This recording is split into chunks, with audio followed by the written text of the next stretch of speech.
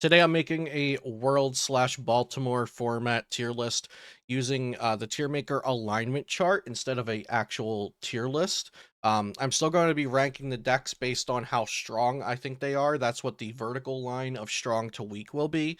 So, for example, I think Reggie Drago is very likely still the strongest deck in the format and for the upcoming Baltimore regionals. So I would be ranking Reggie Drago somewhere around here in the vertical alignment. And then popularity, I also think it will probably be either the most popular deck or very close to the most popular deck. So I'm going to shift it all the way to the right over here to show that I think it's both very strong because it's high on the vertical, and I also think it will be very popular because it's far right on the popularity axis. So that's how this ranking will go on this alignment chart. So it gives you an idea both how strong I think the deck is, and then also how popular I expect the deck to be at major events. The popularity and unpopularity scale kind of doesn't work that well for like local events because you don't have like law of large numbers to uh average out and actually have some kind of metagame that you can predict. With locals, if you have, like, 10, 20, 30, 40, 50 people, um and a lot of people from that area decide to bring one deck, that meta is going to be skewed. But in large regionals with like 2,500 masters, law of large numbers, you'll get a more even spread out meta share typically at those larger events. So Reggie Drago, of course, going to be high on the strength and high on the popularity. It's a very, very adaptable deck. The best way to describe it, I've heard many people describe it this way, is that it is similar to Lugia V-Star Archeops at its high point in the Silver Tempest format, when you had Aurora Energy and the Amazing Rare Raikou, things like that.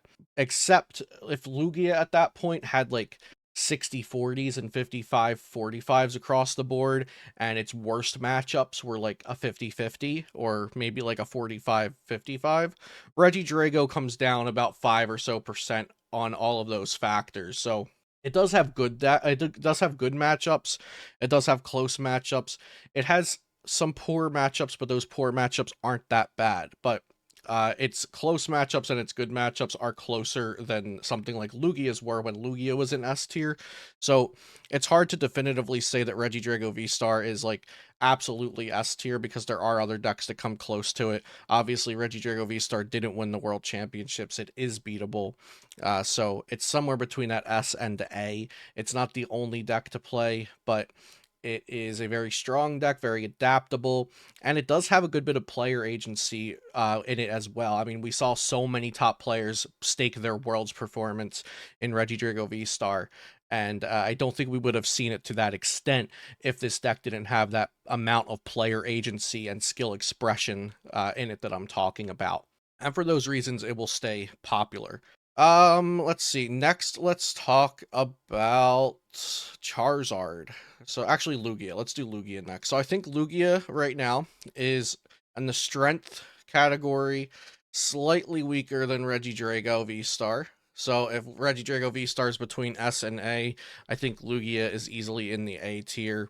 And then in popularity, I think it'll be a little less popular than Reggie Drago. So we'd put it right over here. So slightly lower than Reggie Drago and slightly to the left of Reggie Drago. So the far right of the popularity, I'm probably going to estimate the far right is around 20% or so, maybe even closer to like 15 to 17% meta share for Masters Division at Baltimore. Because it's also important to remember looking at the Worlds meta shares, those are the top players playing at Worlds. Whereas in like let's say 2,500 masters for Baltimore, even maybe it's like 22ish, 23, 2,400 masters in Baltimore. That's an open registration event. People of any level, people of any like sort of seriousness, beginners, experts, veterans, newbies, everybody's entering this tournament. So there's a larger spread of decks typically because there's a larger spread of goals and expectations out of the event. So we probably won't see Reggie Drago reach something like 25% like it did at Worlds. We saw last year, I think Lugia reached 25% at Worlds for the 2023 World Championships. I don't think we'll see that at regionals because of the meta being more spread out, because of varying degrees of different skill levels and goals and expectations out of the event. So popularity wise, Drago is probably reaching the ceiling around 15 to 20% going into Baltimore regionals. Lugia right around here, probably like in between the 10 to 13% range for popularity, I'd expect. And it's also a pretty darn good deck still.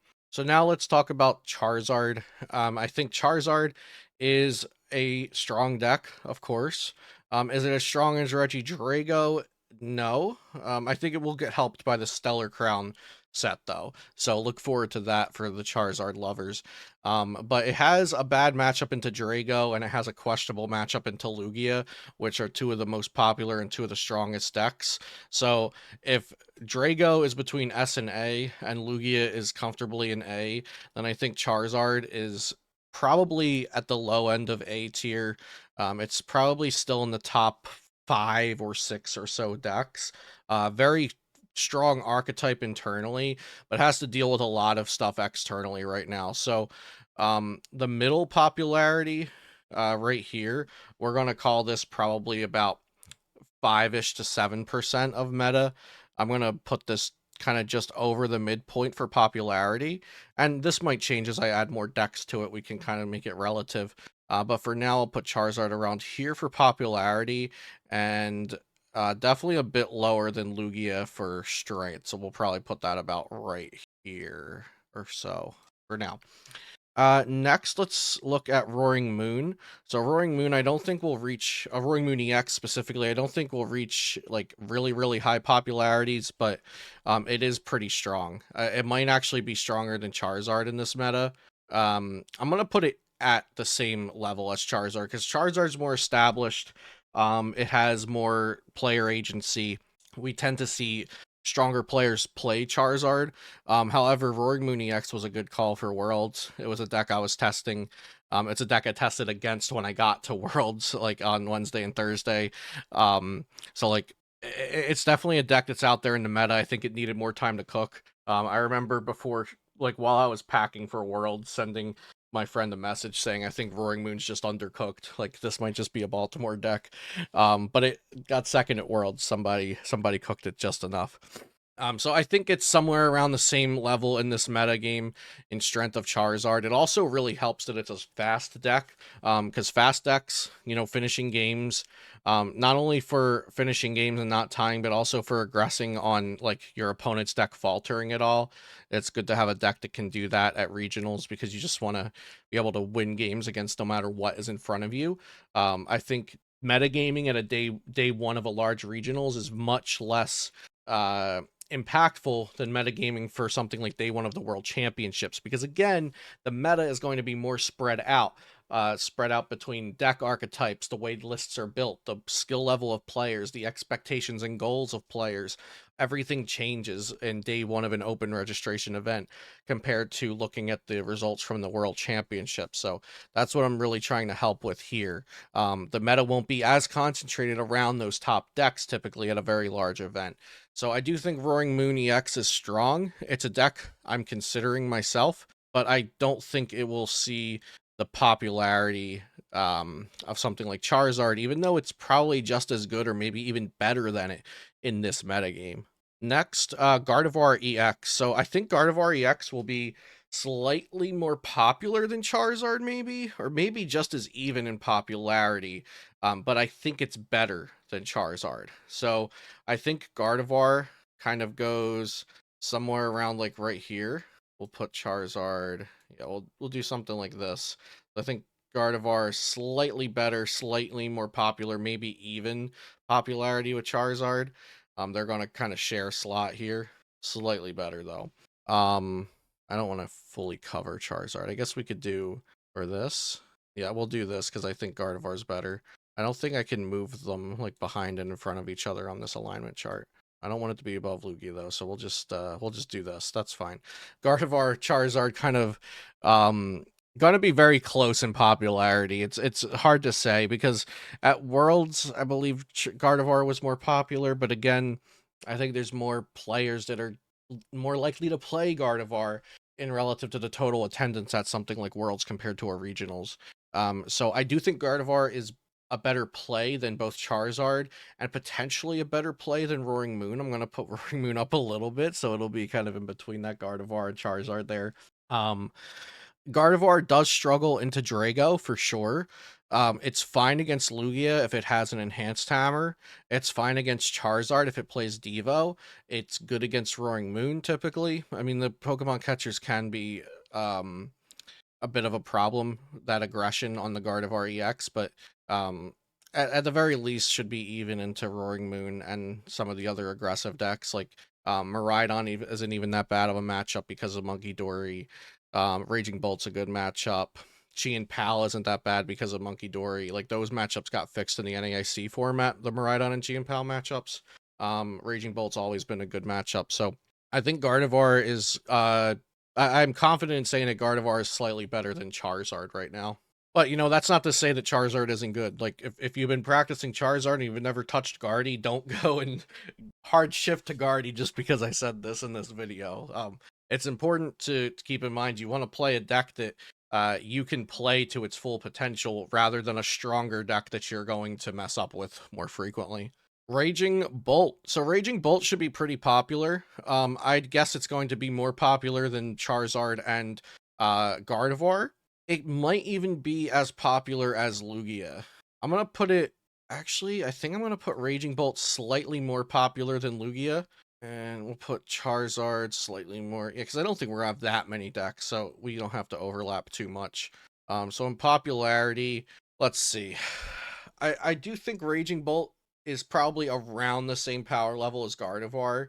I like Raging Bolt a lot. I almost played it at Worlds. Like, if I wasn't so locked in on Drago, Raging Bolt was definitely a deck that could have ended up being my selection, but I was really locked in on Drago. Don't regret that at all because I think Drago was the most likely to win the tournament. But yeah, Raging Bolt's good, fast, finishes games, takes advantage of opponents' slow starts. Good matchup into Regidrago V-Star, which is good. If I said Regidrago the first time, I meant to say Raging Bolt is all of those things. We're talking about Raging Bolt right now, but yeah, it's good into the Regidrago matchup, which is very good for it. Maybe slightly worse than Gardevoir into the upcoming meta.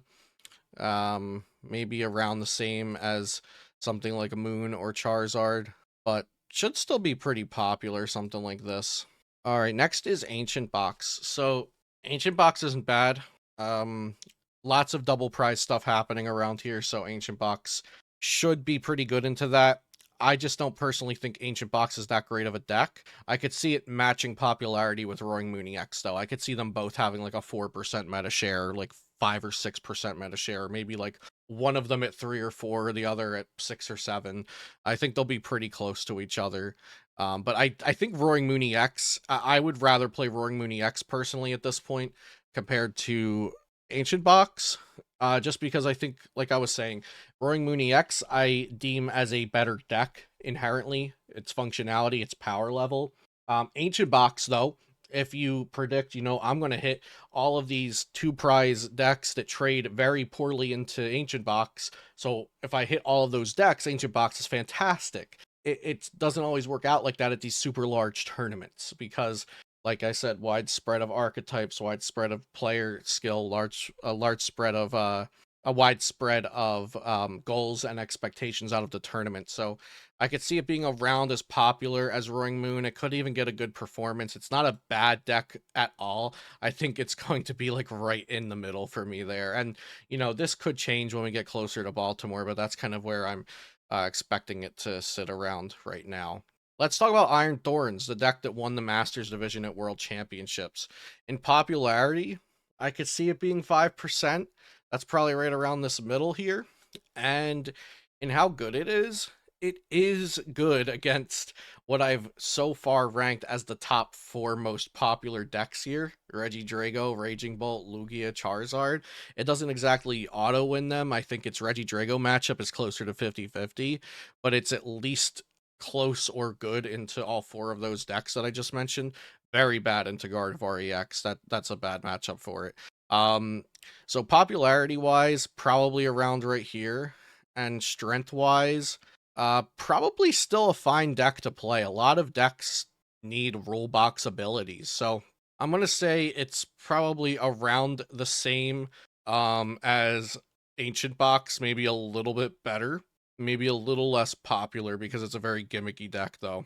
Next we should talk about Banette EX. So I know there was a Banette EX Gardevoir EX deck in day 2 of Worlds, but specifically Henry Brand's Banette Dusknoir deck, very good. I got to see that deck a couple days before Worlds, and I tested against it the night before Worlds. I only tested Regidrago against it, and that one is so dependent on coin flips, and not the coin flip, but it's very dependent on, okay, if Regidrago gets to go first, we might be chilling. But then if they flip heads on the Shuppet item lock attack on turn 1 going second, we're item locked. And if they go first, they get to item lock us before we even evolve and start doing things. So Banette EX, pretty good into Drago. Of course, you can lose. It's not like you're auto winning anything really, but as long as you get that item lock before your opponent has established like an undefeatable board, um, you can come back into games really easy with the deck. It's kind of like a checkmatey deck. It's not easy to play. It doesn't play like any of the other decks in the format. So because of that, because of how hard it is to play and it's pretty abstract, I think it's strong. Probably around the same as Gardevoir, maybe even more. I don't want to be too ambitious on this one just yet, but I do think it's good. I'm gonna put it kind of tied with Gardevoir, which could be ambitious. Gardevoir is an established deck that we know is very good already. But yeah, I think this Banette EX deck has a ton of potential in the remainder of this format. So I'm gonna put it here for strength. And this is also kind of like I'm almost kind of using like the decks I would consider playing to Baltimore. Aside from Lugia, I'm not playing Lugia. If I play Lugia to Baltimore, just unsubscribe. It's a fine deck, but I'm not playing it. So other than Lugia, the strength meter here is almost an indication of which decks I would consider playing. I still do really like Drago and really like my list from Worlds. Might change a couple of things here and there. Let's see. Miraidon. Miraidon could actually probably be as popular as Roaring Moon EX. Maybe around like up to the 7% mark, maybe, because a lot of people have the deck. A lot of people have already played the deck in other formats. So we could see people pick it up for those reasons. In terms of strength, I actually also do think it's pretty good. So why don't we move this all over a little bit, because I actually could see Miraidon being more popular than Roaring Moon, although Roaring Moon placed higher at Worlds. Like I said, I think Miraidon's a deck that has a lot of believers just ready for somebody to prove that it's good enough. So we could see Miraidon come out at the at Baltimore Regionals for sure.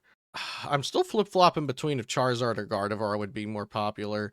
Charizard's another one of those decks that just has people waiting on the sidelines to play the deck. You know, Tord just got 10th place with a crazy looking deck list. We're going to see a bunch of copycats from that. I was one of the copycats the last time Tord played a crazy looking deck list. So, you know, I'm sure people will either take ideas from it or just straight up copy it, or maybe even look at some of the other players. I know some other longtime Zard players like Pedro Pertusi and William Acevedo made day 2 at World, so those lists are on Limitless for Zard as well. Dragapult EX, it's fine, but I still think it's just it's not invalid to play Dragapult EX, but almost all the time Regidrago V-Star is doing it better than a straight Dragapult EX deck would. Now, the difference is, you know, Dragapult EX, you can have a board of 1 prizers. Maybe you're playing Dragapult Pidgeot or Dragapult Bibarel, Dragapult Charizard, Dragapult Lost Zone, whatever it is, however you're playing the deck. You can present a 1 prize board, which is something that Regidrago V-Star can't do. That's the big difference between the two, in my opinion. And also, you know, the big difference on the pro side of Regidrago V-Star is that Regidrago V-Star consistently gets turned to attacks, whereas Dragapult decks a lot of time kind of flounder around. They have to just settle for a turn 3 attack, or you have to play Neo Upper Energy as your ace spec to get that turn 2 attack more frequently. So Dragapult EX, viable deck. I want to make that clear. Every deck talked about today is viable. This is being rated in a vacuum of meta decks. You know, we don't have any decks that are downright just awful on this tier list today. So I do want to make that very clear. This is out of the understood meta decks that are you know, established archetypes right now in the format. This is where I rank them in relation to each other. And I actually think I'll put Dragapult down.